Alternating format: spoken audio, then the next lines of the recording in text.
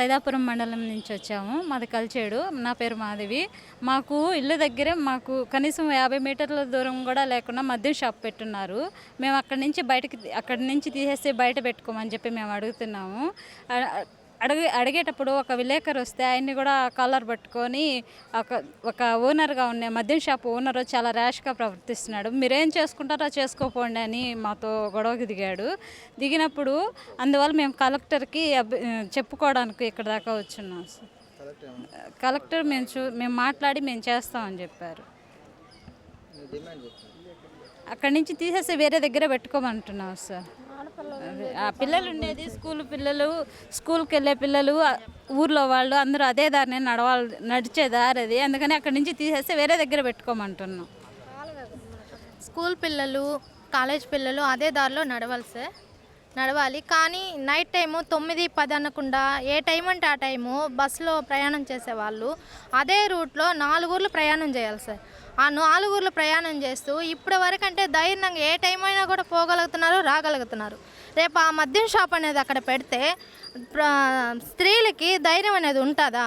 College పిల్లలైనా కూడా ధైర్యంగా పోయి తల్లులు పంపిస్తారు ముందేమో, కానీ మన పిల్లల టయానికి సేఫ్గా వస్తారా అనేది ఇదే టెన్షన్తో సతమతమవుతూ ఇంట్లో తల్లిదండ్రులు ఆవేదన పడుతూ ఉంటారు సార్.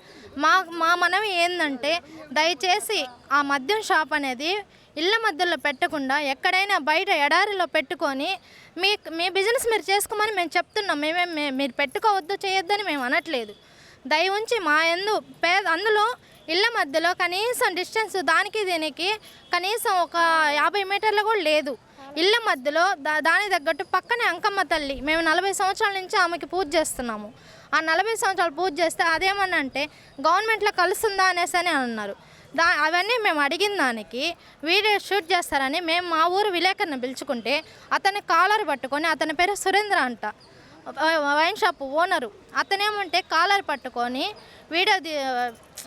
విలేకరిని షూట్ చేసే విలేకరిని కాలర్ పట్టుకొని మీ చేతనైంది మీరు చేసుకు 10 మంది ఆడవాళ్ళని పోగేసుకొని వచ్చినంత మాత్రాన నువ్వేంది పెద్ద హీరోవా అనేసని అసభ్యంగా అతన్ని కాలర్ పట్టుకొని ఈ విధంగా దౌర్జన్యంగా చేశారు సార్. వాళ్ళు మేము పిలుచుకుంటే వచ్చి షూట్ చేశారు. అతను మా ఊరు విలేకరు మేము పిలుచుకుంటేనే కానీ వచ్చారు, కానీ వాళ్ళు ఎక్కడో బయట సైదాపురం నుంచి వచ్చి వాళ్ళు మా మీద దౌర్జన్యం చేసినప్పుడు ఉండూరులో వాళ్ళం మేము దౌర్జన్యం చేసేదానికి మాకు న్యాయం ఎక్కడుంది ఇక్కడ?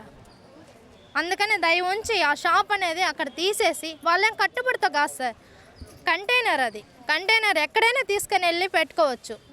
మేము అదే కోరుకుంటున్నాం సార్. అధికార నాయకులే దీని వెనక నిలబడుకొని ప్రజల్లో మీరేం చేయగలరు, మేము పైనుంచి ఎక్కడెక్కడో నుంచి ఆర్డర్ తెచ్చుకున్నాము, మీరేం చేయగలరు, ప్రభుత్వం మా వెనక ఉంది, మీరేం చేయలేరని ప్రభుత్వం అనేసి చాలా చీప్గా మాట్లాడుతున్నారు సార్.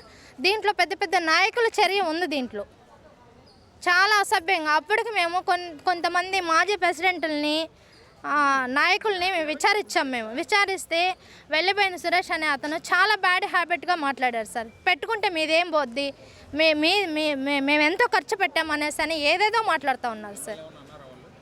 మమ్మల్ని అంటే పెట్టుకుంటే పడుతున్నారా?